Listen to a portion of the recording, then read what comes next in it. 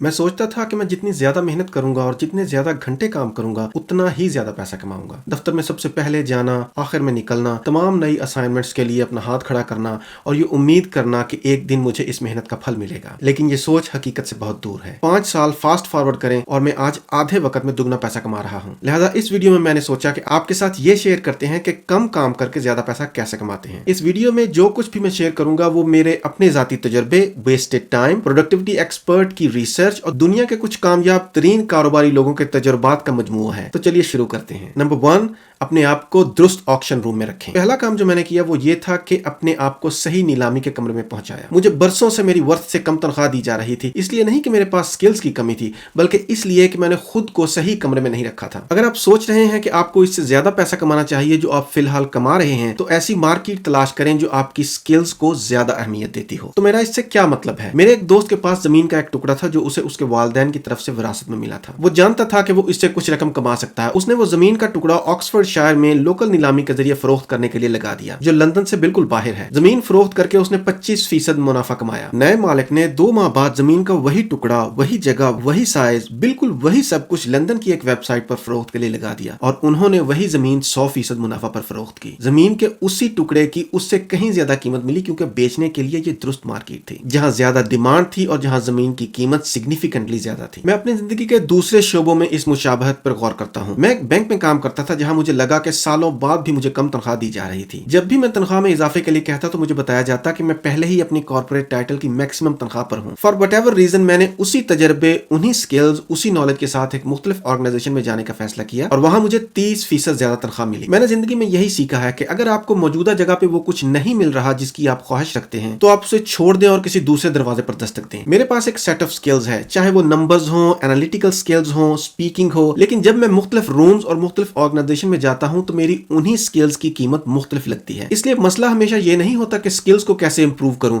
या ज्यादा काम करके अपनी काबिलियत जाहिर करूं, बल्कि उसकी बजाय अपने आप को एक ऐसी ऑर्गेनाइजेशन में लेकर जाएं जहां वही स्किल्स आपको ज्यादा से ज्यादा कमाई करने के मौके फराहम करें। Number 2, Steve jobs rule. ये एक ऐसा असूल है जिसे आप अपनी जिंदगी के बहुत से शोबों, अपने करियर, अपने रिलेशन, अपने कारोबार पर अप्लाई कर सकते हैं। मैं स्टीव जॉब्स के असूल को अहमियत देता हूं क्योंकि उसने इसकी मदद से एप्पल को टर्न अराउंड करके उसे दिवालिया होने से बचाया। ये परेटो प्रिंसिपल है और ये तजवीज करता है कि 20% कोशिश 80% नताइज पैदा करती है। रिलेशंस में हमें 80% खुशी अपने पार्टनर्स के 20% रवैये से मिलती है। हम अपने 20% कपड़े 80% वक्त पहनते हैं, शायद मेरे लिए 100% वक्त। जब स्टीव जॉब्स एप्पल में वापस आया तो कंपनी फाइनेंशियली स्ट्रगल कर रही थी, तो उसने पहला काम यह किया कि उस सोर्स को आइडेंटिफाई किया जहां से 80% मुनाफा आ रहा था। उसने बाकी प्रोडक्ट्स को कट डाउन कर दिया और एक तवील अरसे तक एप्पल का ब्रांड आईपैड, आईफोन और मैक तक महदूद रहा। यह हमेशा 80-20 नहीं होता, ये 70-30 हो सकता है, ये 90-10 हो सकता है, लेकिन समझने की बात यह है कि अच्छे नताइज की अक्सरियत मामूली वजूहात से आती है और इसका रिवर्स भी सच है,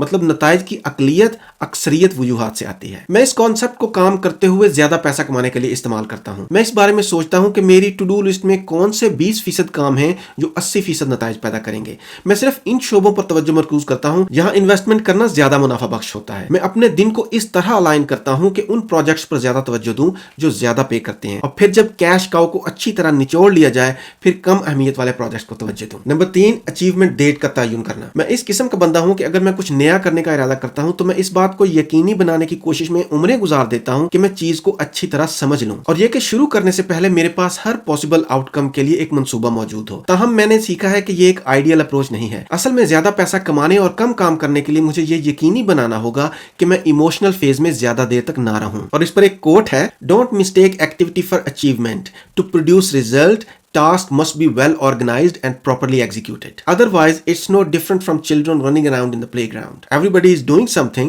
but nothing is being done. Lots of activity, no achievement. इसलिए अब जब मेरे पास कोई नया आइडिया या कोई नया प्रोजेक्ट आता है तो सबसे पहले मैं जो काम करता हूं उनमें से एक ये है कि एक एक्शन डेट सेट कर लेता हूं। जब मैं शुरू में रियल एस्टेट में जाना चाहता था तो मैं हर एक तफसील सीखने के लिए हफ्ते महीने गुजार देता था। हर नंबर, हर डील के हर हिस्से का 3-3 बार जायजा लेता था। रिटर्न क्या होगा, प्रॉपर्टी प्रॉपर्टीज किस कीमत पर बिक रही हैं, पता करने की कोशिश करना किसने प्रॉपर्टी खरीदने के लिए ऑफर की है, क्या कीमत लगाई है, उन्हें क्या रिटर्न मिलेगा। इन सवालों में उलझे रहने की वजह से मैं खुद फोन उठाकर अपनी ऑफर सेलर को नहीं बताता था, और उसकी एक वजह यह भी थी कि मैं इस बारे में बहुत फिक्रमंद होता था कि अगर मेरी ऑफर एक्सेप्ट हो गई तो क्या होगा, फिर मुझे खरीदारी से मुतल्लिक तमाम काम करने पड़ेंगे, अगर मैं वो काम ना कर सका तो क्या होगा, अगर मैं अपनी इन्वेस्टमेंट ही गवा बैठा तो क्या होगा। मैं मोशन फेज में इतना फंस गया था, वक्त का पहिया घूमता रहा और मैंने वो तमाम तैयारी कर ली जिसकी मुझे जरूरत थी। मुझे ऐसा लगा कि मैं कहीं पहुंच रहा हूं और मैं पैसा कमाने के रास्ते पर गामजन हूं, लेकिन मैं असल में पैसा नहीं बना रहा था। मैं हतमी नतीजे तक पहुंचने के लिए हतमी इकदाम नहीं उठा पा रहा था। इसलिए अब जब भी मैं कुछ नया करना शुरू करता हूं तो सबसे पहले एक एक्शन डेट सेट करता हूं, जिस डेट को मैं वो काम करूंगा, और फिर उस डेट से बैकवर्ड आते हुए अपने माइलस्टोन सेट करता हूं।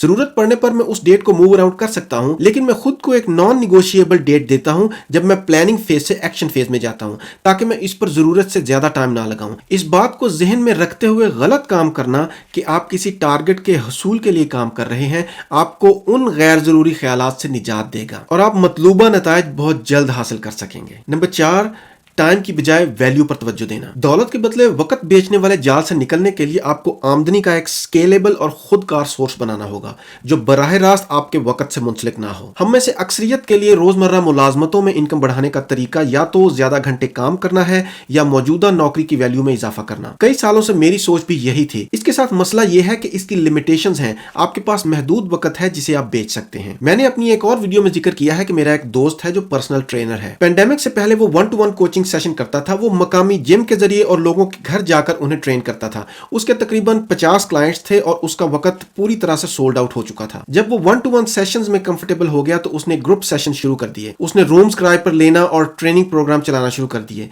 एक वक्त ऐसा आया कि उसे एहसास हुआ कि मजीद क्लाइंट्स लेना, बड़े ट्रेनिंग हॉल्स को हायर करना नामुमकिन हो गया है, क्योंकि उसके पास बेचने के लिए मजीद वक्त ही नहीं बचा था।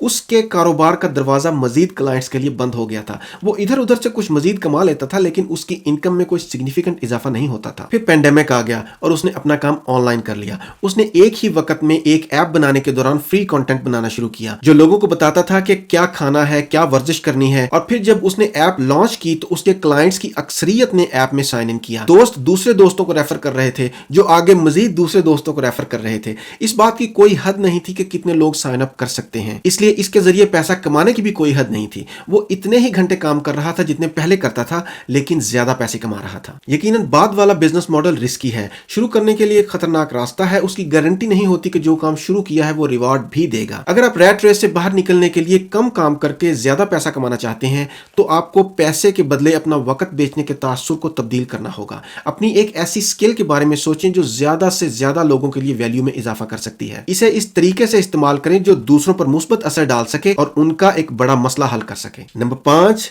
कप्तान बने। नवल रविकांत ने एक ट्वीट किया था जो पिछले साल से मेरे दिमाग में गूंज रहा है। What you choose to work on and who you choose to work with are far more important than how hard you work। ये वाकई आपको वो सब कुछ बताता है जो आपको स्मार्ट काम करने के लिए जानने की जरूरत है। इससे कोई फर्क नहीं पड़ता कि आप कितनी मेहनत कर रहे हैं अगर आप काम ही गलत चीज पे कर रहे हो, और यहां तक कि अगर आप सही चीज पर भी काम कर रहे हैं इससे कोई फर्क नहीं पड़ता कि आप कितने काबिल हैं और कितने समझदार हैं। लेकिन एक खास मकाम पर पहुंच वहां से आगे जाने के लिए आपको सही लोगों के साथ काम करने की जरूरत होती है। एक कहावत है कि captain commands but the rowers steer. ये इस अहमियत और किरदार को उजागर करता है जो हर शख्स अदा करता है। वो सब मिलकर काम करते हैं ये यकीनी बनाने के लिए कि कश्ती सही सीमत में चल रही है। अगर आप रोजमर्रा के कामों में उलझे रहेंगे और कश्ती के चप्पू चलाने में सारा वक्त गुजार देंगे तो आप बिगर पिक्चर नहीं देख पाएंगे और ये जान भी नहीं पाएंगे कि कश्ती दुरुस्त सीमत में जा भी रही है या नहीं। अपना वक्त दुगना किए बगैर या ज्यादा मेहनत किए बगैर ज्यादा पैसा कमाने का एक तरीका यह भी है कि आप बिजनेस पर काम करें। अपना वक्त कारोबार पर सर्फ करना और फिर दूसरे लोगों का ताउन हासिल करना जो मुख्तलिफ शोबों में आपसे भी ज्यादा हुनरमंद हों। ये वो 5 चीजें हैं जो मैं कम काम करते हुए ज्यादा पैसा कमाने के लिए कर रहा हूं। वीडियो देखने के लिए बहुत शुक्रिया। वीडियो को लाइक और चैनल को सब्सक्राइब कर दें, इससे चैनल को ग्रो करने में मदद मिलती है। शुक्रिया।